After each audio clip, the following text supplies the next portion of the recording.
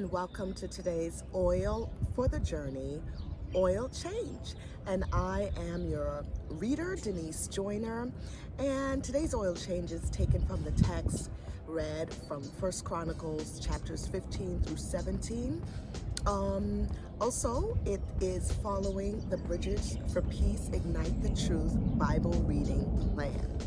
Now, First Chronicles 15 through 17 in context, just so we have an idea of the setting.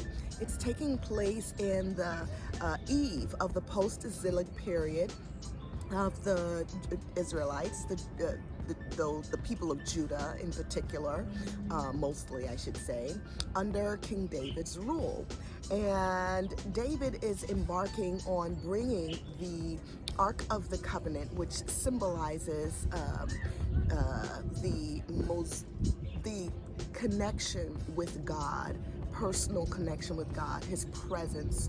The Ark of the Covenant contained various items, sacred items, but in particular it had the Ten Commandments that were written on a slate by the hand of God, and along with other sacred items that were contained therein. It symbolized and also was the very presence of God, because there were in Deuteronomy and Leviticus a bunch of laws on how to carry the ark.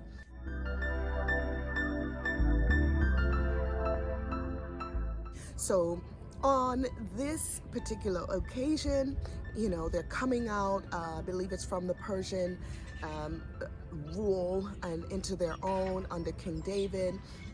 And King David is kind of a prophet king, if you will. He's a king governing the Israelites, but he's also prophetic in that he speaks for God and wants to ensure that the people, the Israelites, are following God.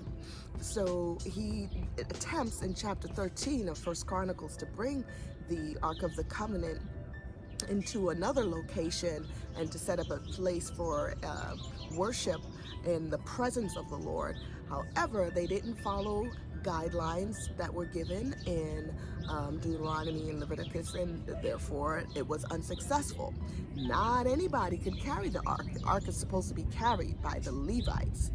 And David instructs the Levites according to the law, the Mosaic law, in chapter 15, and tells them to consecrate themselves in order to carry the ark. And they carried the ark to a new location and set up a tent there for everyone to worship, and it was successful.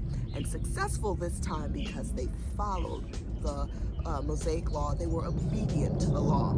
Also successful because there was, with consecration and David telling them to consecrate themselves, it promotes internal integrity, internal character for worship. So worship is not just about doing XYZ laws that were given from God, but God is also concerned about the internal moral condition or fortitude of the person that is conducting worship. So the Levites were instructed to consecrate themselves, and the priests as well. And so David did that, and this is our context. Now, what was interesting, there are two things interesting about this whole event of moving the Ark of the Covenant to a place for worship. And what was interesting is that David wanted it to be done just right, of course, being unsuccessful before, and instituted that. But David's heart was really for making sure that the people turned to God in their worship. And that's what made him like a prophet king. And it's also interesting to note that Michal, which was Saul was the previous king, Saul's daughter, was jealous when David was doing this.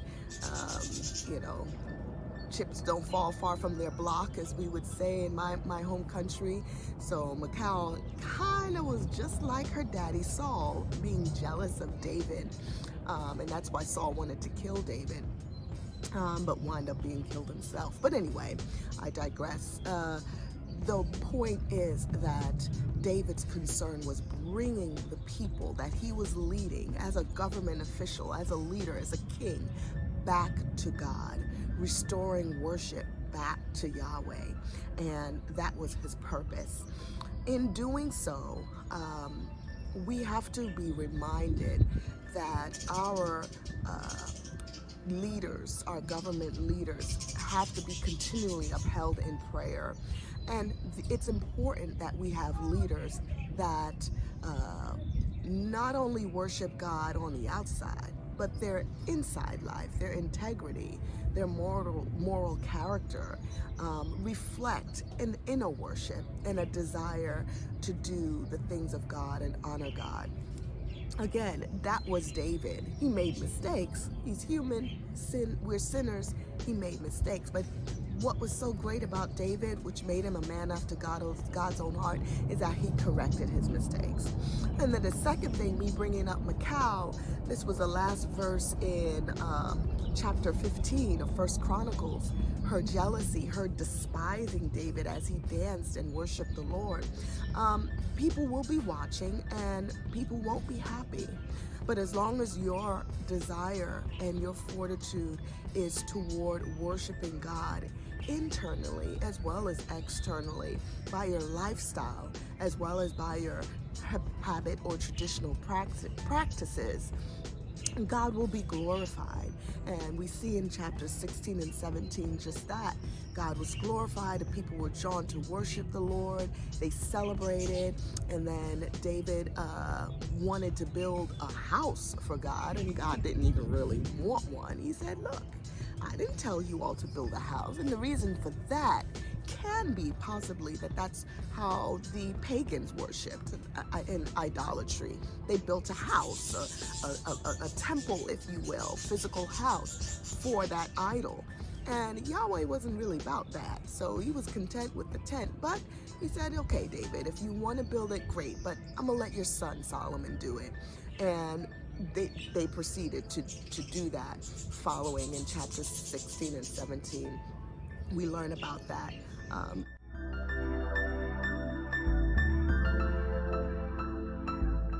But remember, the directive here from a leader, a king, a prophetic king, at that prophet king, was to direct the people toward God, both inwardly and externally. Grace and peace, my brothers and sisters. Thank you for joining this Oil for Journey, Oil Change.